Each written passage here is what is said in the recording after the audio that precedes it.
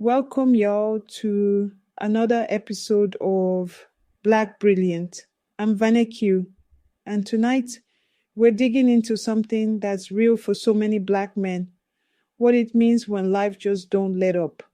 You know, those days when it feels like the world is just piling on and you gotta keep moving anyway. Yeah, for real, Veniku. It's like you wake up and before you even step out the door, you already carrying all this weight, systemic stuff, racism, discrimination, all that.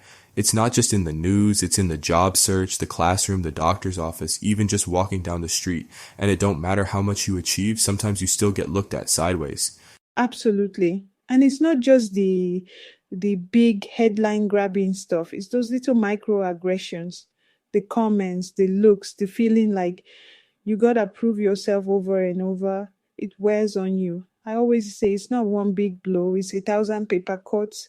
And after a while, that can really start to chip away at your hope, your sense of self-worth.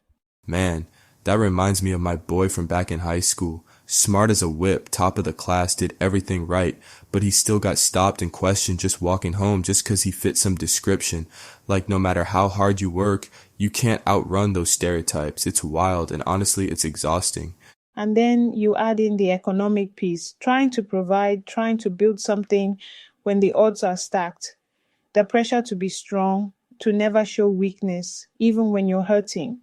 And let's not forget the trauma, the violence some of our communities face. It's a lot and it doesn't let up. But somehow, Black men keep going. And that's what we're here to talk about tonight. So let's talk about how brothers actually keep moving forward. It's not just grit. There's a whole toolkit, right? Faith is a big one. For a lot of Black men, church or spiritual practice is that anchor, that place to recharge and find hope when everything else feels shaky. Yeah, and it's not just about religion either. Sometimes it's just having that sense of something bigger, you know? And then there's brotherhood. Like the barbershop, man, that's therapy for a lot of us. You sit in that chair, you talk about life, sports, pain, dreams. It's a safe space, even if nobody calls it that. Exactly. And mentorship too. Whether it's formal or just an older brother looking out, those relationships matter. I had a client once, he spent years bottling everything up, thinking he had to be the rock for everyone. But when he finally tried therapy, it was like a weight lifted. He realized vulnerability isn't weakness, it's actually a strength. And I see more brothers opening up to that now, even if it's still tough sometimes. That's real, and I think redefining what it means to be a man is part of it. Like it's okay to feel, to rest, to say, nah, I need a break. And then you got creative outlets, music, art, sports. I know dudes who write poetry or play ball just to get that stress out. It's healing, even if you don't call it therapy. And let's not forget about purpose. When you feel like you're fighting for something bigger, your family, your community, justice, it gives you fuel. Even if the world keeps saying no, you find a way to keep saying yes to yourself. And building wealth, learning about money, that's a form of resistance too.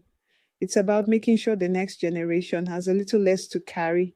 And self-care, right? I mean, sometimes it's just making sure you eat right, get some sleep, set boundaries. It's not flashy, but it's survival. Like I know a brother who commutes 2 hours each way, works all day, but still makes time to play with his kids at night.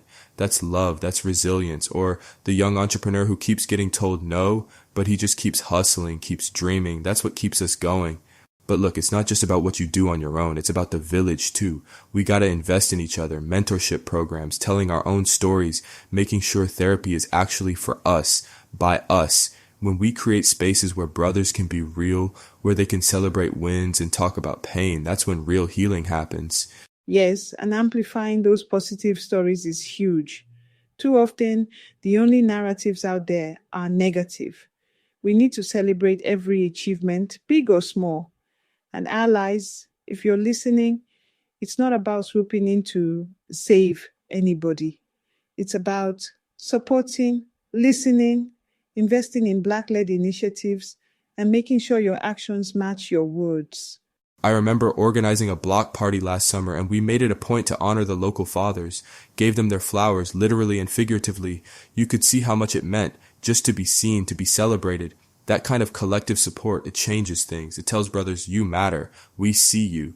And that's what it's all about, creating those safe spaces, investing in each other, and making sure no one has to carry the load alone. That's how we keep going together. And that's how we keep growing too. Yeah, and honestly, this conversation is just the start. There's so much more to unpack, but if you take anything from tonight, let it be this. Resilience isn't just about surviving, it's about thriving, and we do that best when we lift each other up. Couldn't have said it better.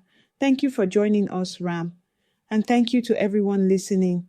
Keep going, keep growing, and keep shining. We'll see you all next time. Peace, Venaq. Take care, everybody. Stay brilliant.